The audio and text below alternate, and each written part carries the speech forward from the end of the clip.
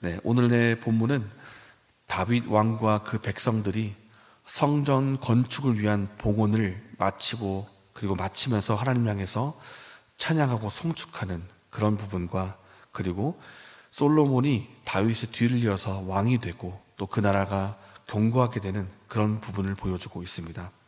크게 두 부분입니다. 우리가 잘 알고 있는 것처럼 다윗은 하나님 앞에서 성전을 건축하고 싶었습니다. 그러나 하나님께서는 그 성전 건축하고자 하는 다윗의 마음은 기쁘게 받으셨지만은 다윗이 아니라 솔로몬을 통해서 성전을 건축하도록 그렇게 말씀하셨습니다.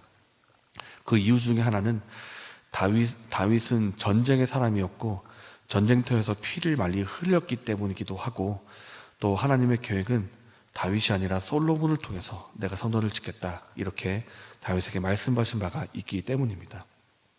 그래서 다윗은 성전을 건축할 수가 없었습니다. 그렇다면 하나님께서 그렇게 말씀하셨으니까 그렇군요, 알겠습니다 하고 성전 건축과 관련된 모든 사항에 대해서 신경을 아예 꺼버리거나 모든 전반 일들을 다 솔로몬에게 맡길 수도 있는 일일 텐데, 다윗이 그런 사람이 아니었습니다.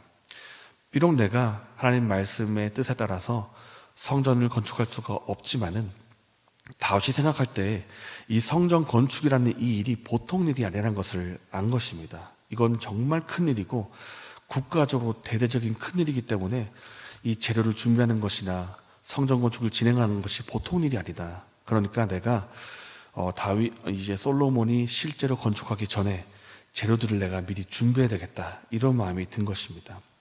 이렇게 한 데는 이 일을 이제 솔로몬이 하기 전에 수고를 덜어주기 위한 일이기도 했지만은 사실은 다윗 스스로가 그런 건축 재료를 준비하고 싶은 마음이 있었던 것입니다. 그렇기 때문에 이제 왕과 백성들이 이 일에 왕이 먼저 가진 힘을 다해서 성전 건축을 할 수 있도록 재료를, 왕 스스로가 먼저 그 재료를 온전히 정말 마음을 다해서 헌물을 드리고 백성들에게도 자원해서 재료를 준비하도록 그렇게 합니다. 그래서 왕과 온 백성들이 자원해서 기쁨으로 헌물을 드리는데, 오늘 본문은 아니지만 이전 본문에 참 눈에 띄는 주목할 만한 부분이 있습니다. 바로 6절과 9절인데요 제가 6절과 9절을 읽어드리겠습니다. 이에 모든 가문의 지도자들과 이스라엘 모든 지파의 지도자들과 천부장과 백부장과 왕의 사무관이 다 즐거이 드리되, 9절입니다. 백성들은 자원하여 드렸으므로 기뻐하였으니 곧 그들이 성심으로 여호와께 자원하여 드렸으므로 다윗 왕도 심히 기뻐하니라. 이 성전 건축을 위해서 헌물과 헌금을 드리는데 왕도 그렇고 백성도 그렇고 자원하는 마음으로 즐거이 기쁨으로 성심껏 그렇게 헌물을 드리는 것입니다.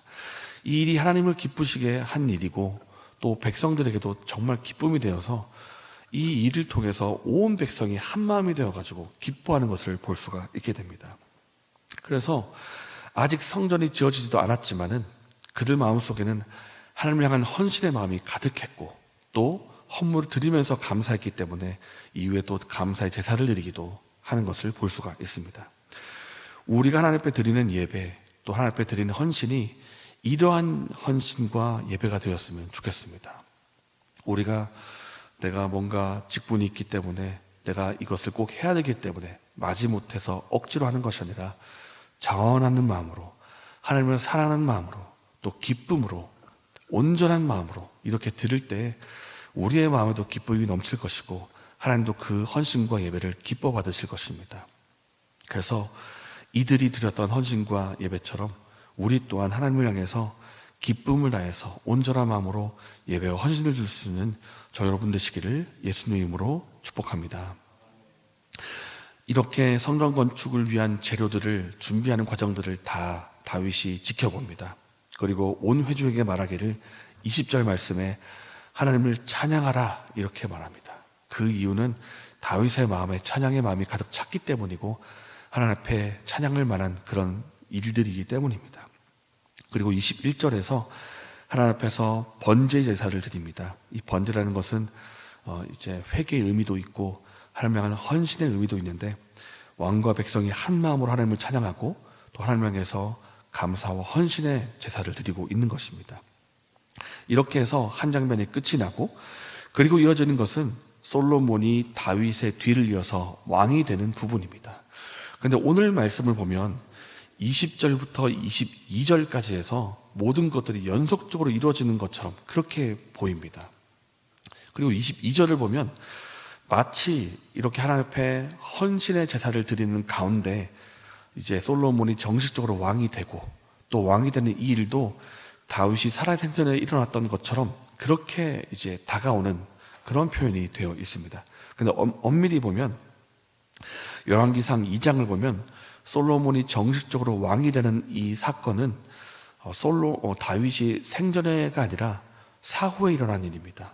그러니까 무리들이 왕으로 추대를 해서 정식으로 이미 왕으로 이제 지정은 되었지만은 정식 왕이 되는 사건은 다윗이 사망한 후에 일어났던 일인데, 오늘 보면은 마치 이 성전 건축의 봉헌과 감사와 제사와 그리고 왕이 되는 이 모든 사건들이 순차적으로 아주 연속적으로 일어난 것처럼 이렇게 표현이 된 것은 하나의 장치라고 볼 수가 있습니다. 솔로몬이 왕이 된 것이 정식적으로 다윗의 후계자로 지정이 된 것이고, 엄연히 다윗의 언약을 통해서 솔로몬이 정식적으로 왕이 된 것이다. 모든 백성의 축복 가운데, 하나님의 은혜 가운데 이루어진 것이다. 이것을 강조하기 위해서 이렇게 표현을 해놓은 것입니다. 실제로도 그렇습니다. 솔로몬이 왕이 된 것은 솔로몬 스스로 잘났기 때문에 그런 것이 아니고 엄연히 하나님의 언약 때문에 그렇게 된 것인 것을 우리가 기억해야 됩니다. 외적인 요소로 보면 잘생긴 사람도 많았고 압살롬 같은 멋있는 사람도 있었습니다. 솔로몬이 아니라 압살롬이 왕이 될 수도 있었고 다윗의 아들들 중에 왕이 될 만한 사람도 있었습니다. 그러나 이들이 아니라 솔로몬이 왕이 된 것은, 그리고 솔로몬이 왕이 돼서 그의 왕위가 25절의 말씀처럼 그가 이스라엘의 모든 왕보다 더 뛰어나게 되고 백성들이 그에게 복종하게 된 것은 엄연히 하나님의 언약의 말씀이 있었기 때문입니다. 솔로몬이 왕이 되고 그 나라가 튼튼하게 됩니다. 그리고 그 왕이 어떤 왕보다도 더 뛰어난 왕이 되고요, 백성들이 그 왕에게 복종하게 되고 그 나라가 아주 견고하게 되는 것을 오늘 본문에서 이렇게 볼 수가 있습니다. 이것은 솔로몬이 잘나서가 그렇게 된 것이 아니고 하나님의 언약의 말씀이 있었기 때문입니다. 하나님께서 이미 말씀하셨습니다. 다윗에게 내 이름을 존귀하게 해주겠다. 너희 백성을 모든 대적으로부터 안전하게 지켜주겠다. 너희 후손으로 왕위를 세워서 그 나라를 영원히 견고하게 하겠다. 그 왕위가 영원히 견고하게 하고 그 나라가 흔들리지 않겠다라는 이 약속의 말씀은 이미 다윗에게 주어진 언약의 말씀이고 솔로몬으로 통해서 이루어졌지만은 궁극적으로는 예수 그리스도를 통해서 이루어진 것입니다. 영원히 흔들리지 않는 하나님 나라의 왕으로서 예수님이 통치하시는 하나님의 나라가 있는 것이고, 그리고 우리는 그 언약의 말씀의 성취를 보고 있는 것입니다. 이 언약의 말씀은 다윗에게만 적용되는 것이 아니라 오늘날 우리에게도 적용이 되고 있는 것입니다. 왜냐하면 우리가 예수님을 통해서 하나님 나라의 백성이 되었고 하나님 나라의 이 견고한 나라를 우리가 함께 누리고 있기 때문입니다. 다윗에게 하신 약속을 이루어 주시고 우리에게 흔들리지 않는 영원한 나라를 허락하셨습니다. 그리고 예수 그리스도께서 우리의 영원한 왕이 되십니다.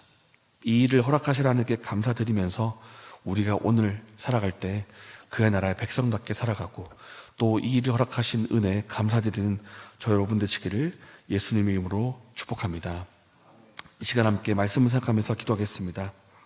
하나님께서 우리를 언약을 신실하게 이루어주시고 우리를 하나님 나라의 백성 삼아주심에 감사드립시다. 그리고 우리가 오늘 하루하루를 살아가고 또 예배 드릴 때 자원하는 마음으로 기쁨으로 헌신하는 우리가 되게 해달라고 또한 기도하면 좋겠습니다. 이렇게 기도하시고 개인적인 제목으로 기도하시고 자유롭게 돌아가시겠습니다.